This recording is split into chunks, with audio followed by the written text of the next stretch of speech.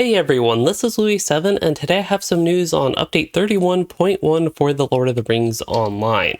So this patch is overall actually pretty minor, even though it's a dot update, but the main thing that we are getting is going to be the Yule Festival, as well as a couple other bug fixes and general changes. I will point out a couple things in regards to the patch and patch notes, and the first is the 6-man instance that was in the beta for update 31.1 is not in this patch, but it is still in beta for update 31.1.1 now. To briefly cover that beta, there are just a couple other minor changes that I noticed that were different than what we actually had in the original update 31.1 beta. So it is looking like the 6-man instance will not arrive until next week or perhaps even later in the future. But let's go ahead and get into what we actually have for update 31.1. And I already mentioned that the Yule Festival is returning. There will be the Yule themed Hobbit gifts and all that sort of stuff. Also, we are getting the seasonal instance back, which is notable especially for people at endgame because it will probably have the best bracelets in the game, as personally, I think, at least as unfortunate as that is, the temporary thing like this would have some of the best gear available. But yes, teal bracelets will be back with Storvagun, but with a catch. It now looks like the bracelets will be RNG. I forget exactly how it worked last year, but I've seen some people talking about this where you could consistently get whatever bracelet you wanted after running a few, maybe it was quest-based. But anyway, the point is you have a chance to get teal drops when you run on tier 2, and you can get purple drops to chance at purple drops, that is when you run tier 1. Now with this, I will share some screenshots from a kinmate of mine actually of what the bracelets look like, and there are 12 different bracelets you can get, so hopefully you can either choose which one you want, or there's some way to limit the RNG if you do happen to get lucky enough to actually get a bracelet to drop. Hopefully you actually get one that's useful for you, and if not, maybe they will let you choose, but yet to be seen on that. As usual though, the bracelets that you can get will scale to the level of the instance that is run. Also to point out, for people playing through the Fate of Gundabad expansion level range at 131 to 139, even if you run tier 2, only rare bracelets will drop, and you cannot get teal bracelets again even on tier 2 in that level range. So yeah, there's a lot to go on about the loot there, but that pretty much wraps it up for the Yule Festival as far as the patch goes, and anything else new, potentially cosmetics and stuff like that, we will have to see if there are things like that when the servers come up, which, by the way, I think I forgot to mention the maintenance, but as usual, it's going to be 8 a.m. Eastern time, and it is Wednesday, December 8th, the time of this video, pretty much. And alright, while we're on the theme of endgame, I actually do want to go ahead and cover some of the quests and adventure areas section, kind of bouncing around a lot on this video unintentionally, but there are going to be even more bug fixes for the Den of Puglok fight.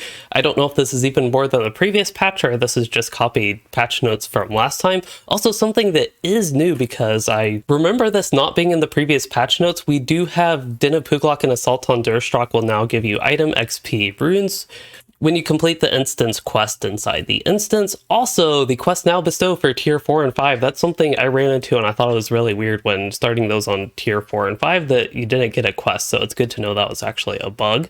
Also, there are some balance changes for the instances, mainly Assault on Durstrach it looks like, and there's decreased damage of Mozruk, who is the Bat Rider in the Bat Rider boss on Assault on Durstrach. They decrease the damage of skills from him, but then they increase the damage of the bombing run hotspots in that fight as well.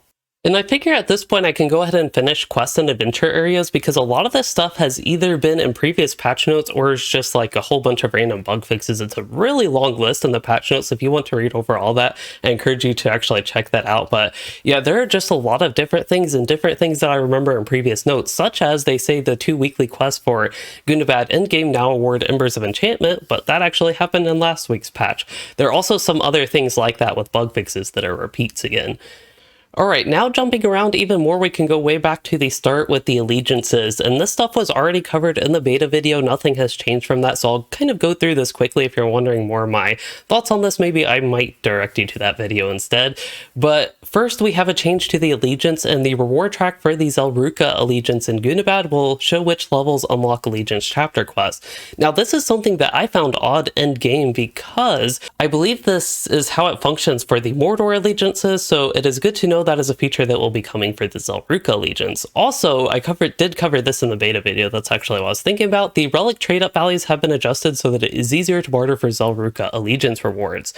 Now, one thing I have noticed in game is that it's really expensive to trade up your relics to eventually get the barter tokens for the Zhelruka Allegiance, and hopefully this patch actually makes it a lot more reasonable, because right now it's kind of ridiculously expensive and grindy to get those tokens, especially after you go through the actual levels of the Allegiance, which all give tokens anyway.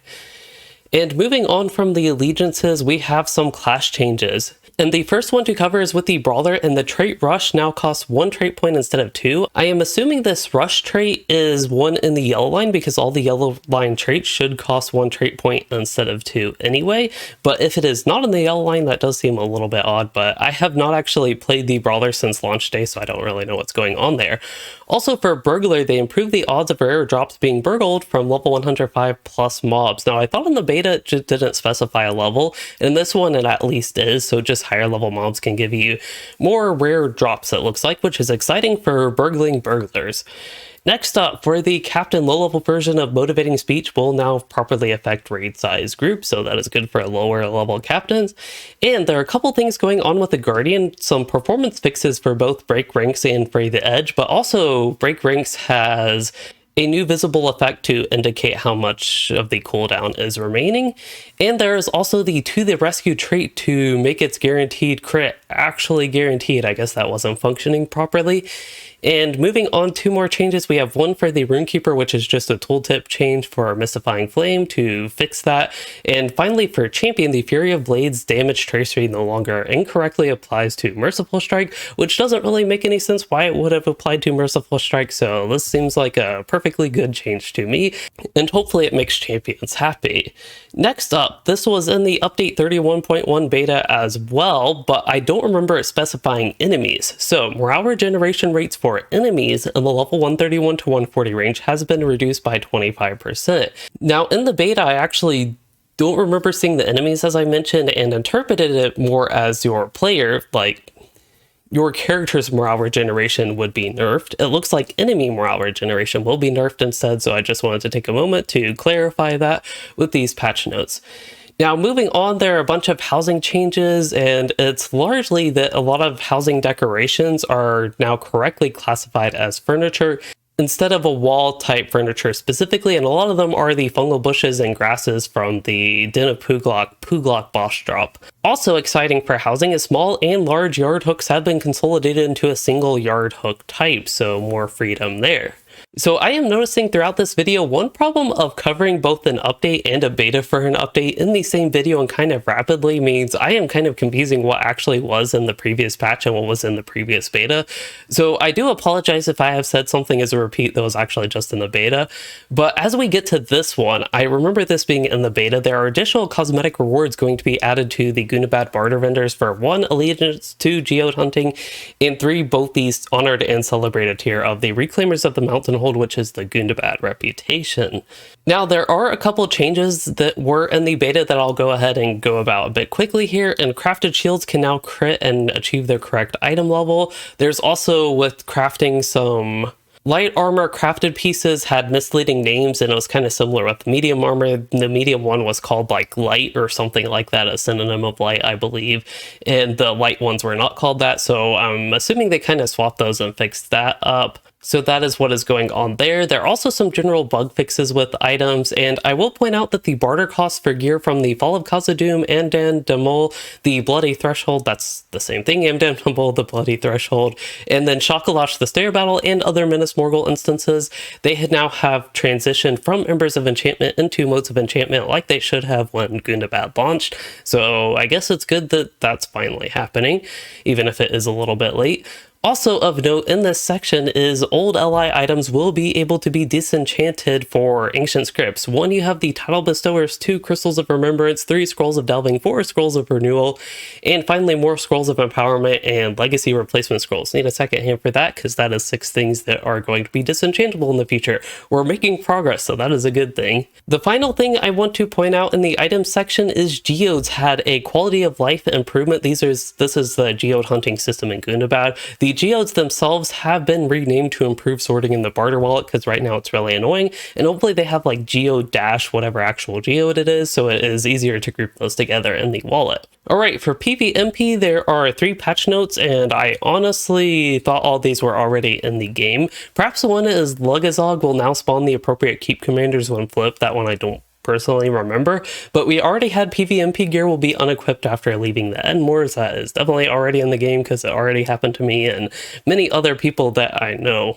And I believe we actually already covered quests and adventures areas, so that huge section is done. And there's one final patch note, which is really sad. It's almost as sad as floating Gandalf being removed and Gandalf actually being grounded in Minas Tirith. And this is honestly a change that just doesn't make much sense. It's not like a joke like the whole Gandalf thing. So High Elf horse riding animation now matches the other avatars, and this is something that made High Elves unique, and I just don't quite understand why they're doing this. If I'm interpreting it correctly, it is when you ride a horse on a High Elf, they have unique animations because of the High Elf race, and based on these patch notes to match other avatars, that I assume that means match other races like Race of Man, Dwarf, Elf, that is regular elf, and then Hobbit, and Stout X Dwarf as well, and whatever other races there are in LOTRO. The High Elf horse riding animation will now match those. So yeah, I hate to end this video on a negative note, but that is where the patch notes end, and that one just doesn't make too much sense to me, and I hope I'm just interpreting it incorrectly. Anyway, as far as this video goes, as bouncy as it was, I hope you all did enjoy it and learn something useful about update 31.1. Again, the main thing coming is the Yule Festival and a whole bunch of other random changes that we covered. And if you did enjoy this video or learn something useful, please consider liking and subscribing for more, or becoming a channel member to support the content, and thanks for watching, everyone.